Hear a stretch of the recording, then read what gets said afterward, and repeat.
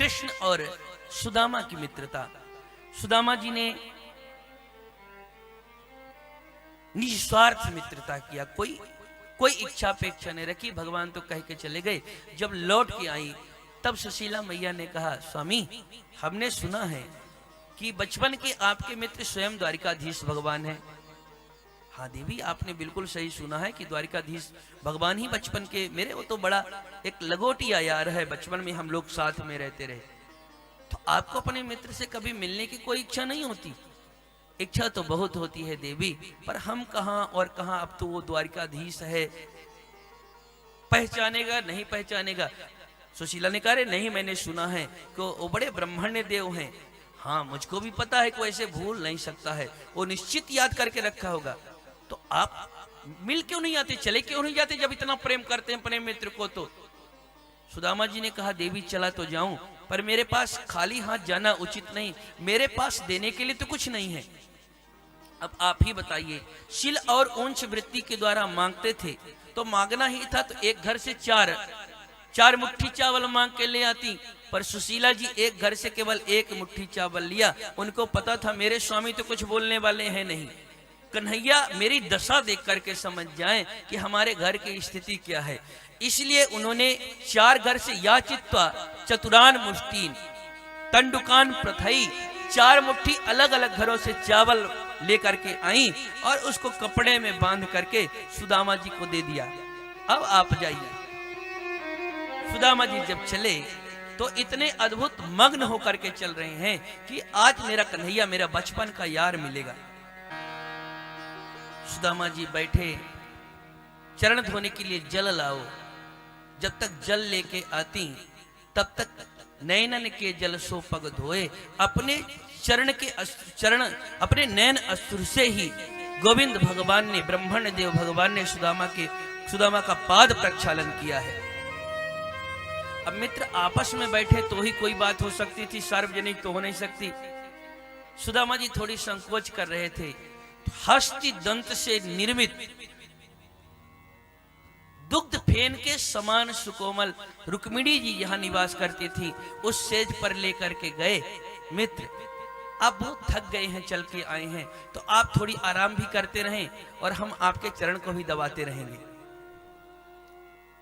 ठीक है भैया, चलो जहां तुम्हारी इच्छा। चले गए, विश्राम किए, लेट गए सुदामा जी, और कन्हैया धीरे धीरे अपने मित्र सुदामा के चरण को दबाने लगे। आपस में दोनों बात करते करते गुरुकुल की बातें करना शुरू किया। अपि ब्रह्मण गुरुकुलात् भवता लब्ध दक्षिणात् समावृत्तेन धर्मज्ञ भार्योढ़ा सदृशी नवा। आपस में बात करने लगे। मित्र एक बात बताओ कि जब से गुरुकुल से हम लोग आए, हम लोग गुरुदक्षिणा देकर के लौटे, तो तुमने विवाह किया कि नहीं किया? सुदामा जी ने कहा, भैया मेरा विवाह तो हो गया।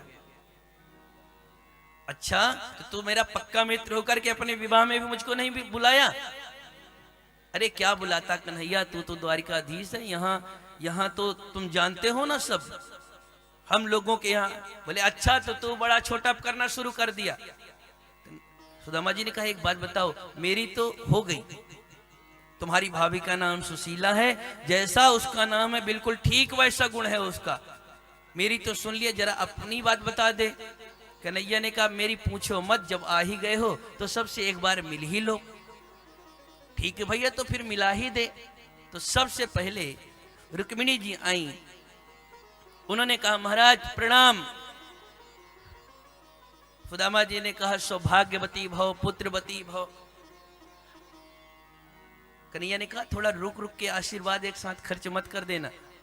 थोड़ी देर बाद सत्यभामा जी आई, स्वामी जी प्रणाम, अखंड सौभाग्यवती भव, पुत्रवती भव। फिर थोड़ी देर बाद जामवती जी आई, महाराज प्रणाम। ये कौन है? ये भी वही है, मैंने एक विवाह में नहीं बुलाया तो उल्हाना दे दिया, तुमने तो इतने सारे विवाह किए। अरे अभी तो रुको, अभी मिलो। तब तक में मित्र वृंदा गई, महाराज प्रणाम। ये कौन है? कन्हैया ने कहा, बार बार पूछ मत भैया, इस समय आकर के जो प्रणाम करे समझ लो सब वही है। अब क्रम से आना शुरू हुआ, एक एक करके 100 हो गई, 200 हो गई।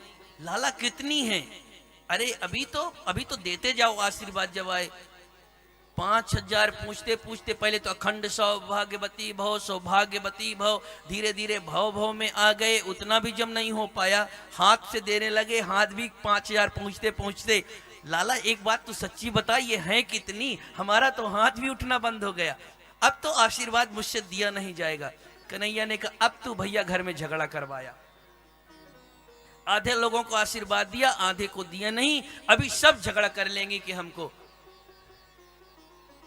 लाला तू सच्ची बता, ये है कितनी? कन्हैया ने कहा पूरे 16,108। सुदामा जी ने कहा तब तो हो गया मेरा कल्याण, अगर 16,108 हुई थी। तो एक काम कर कन्हैया, पति की पत्नी सभी अर्धांगिनी होती हैं। अब तू एक काम कर, तू आकर के मुझको प्रणाम कर और हम तुमको एक बार आशीर्वाद दे देंगे, तो तुम में ही सभी को एक साथ आशीर्वाद मिल जाएगा, तो फिर घर में कोई झगड़ा नहीं होगा। हाँ भैया ये तुमने ठीक कहा है।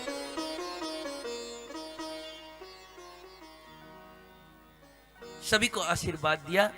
अब दोनों मित्र आपस में गुरुकुल की एक एक घटना को लकड़ी लेने जाना और फिर रात्रि को रास्ते में जंगल में भटक जाना।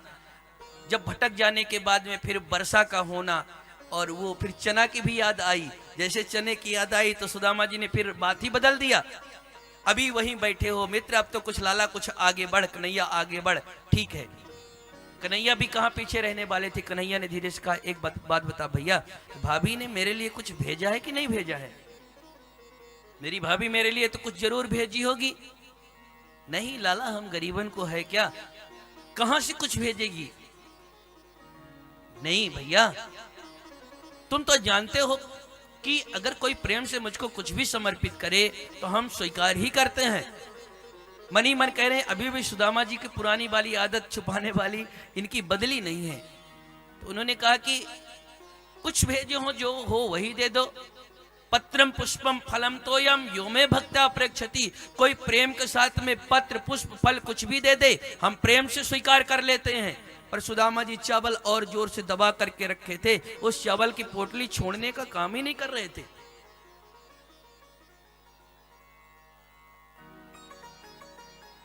कई बार जब भगवान ने कहा, जब नहीं माने तो फिर कन्हैया ने कहा भैया मैं देख रहा हूं जब से तुम आए हो तो एक हाथ बहुत जोर से दबा करके रखे हो, लगता है इस हाथ में थोड़ी तुम्हारे ज्यादा दर्द है।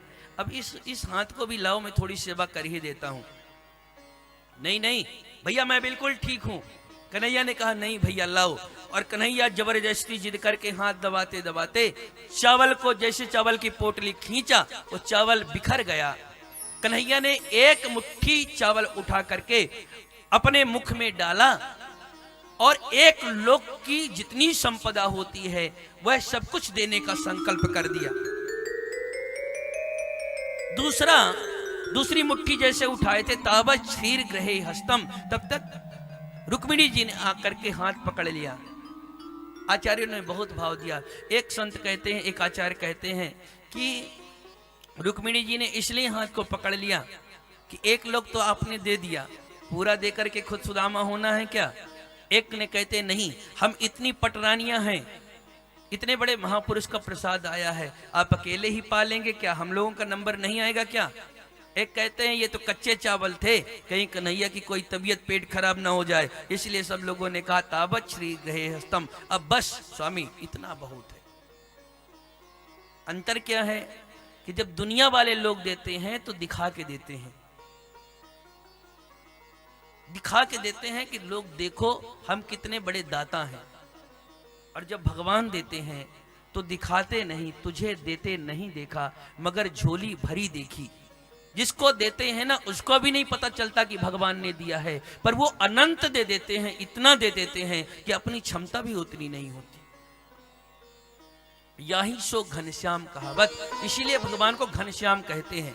जैसे मेघ, किसान रात को सोता रहता है और खेतों में बरस करके खेतों को हरा भरा कर देते हैं, ऐसे भगवान जिसको देते हैं वो तो चकाचक लबालब हो जाता है। पर पाने वाले को भी पता नहीं चलता। सुदामा जी बैठे, उनको तो पता ही नहीं कन्हैया ने कितना कुछ दे दिया है। अरे भैया एक बात बताओ, जब भाभी ने प्रसाद भेजा था उस समय भाभी ने कुछ संदेश भी कहा होगा। हाँ लाला, वो तो मैं भूल गया, तुम्हारी भाभी ने तुम्हारे लिए एक संदेश कहा है। क्या कहा है कि एक मास दुई पक्ष में दुई एकादशी हो, ये मेरे घर गोपाल जो नित्य एकादशी होए। हे कन्हैया, सबके यहाँ तो केवल महीने में 2 ही एकादशी होती है, कि मेरे यहाँ 2 एकादशी होती है। मेरे यहाँ नित्य एकादशी होती है, महीने की 2 नहीं, नित्य एकादशी होती है। उस समय कन्हैया कुछ नहीं बोले, बहुत दिनों तक पड़े रहे प्रेम पूर्वक, बहुत दिन तक प्रेम पूर्वक पड़े रहे। सुदामा जी आनंद आतिथ्य लेते रहे।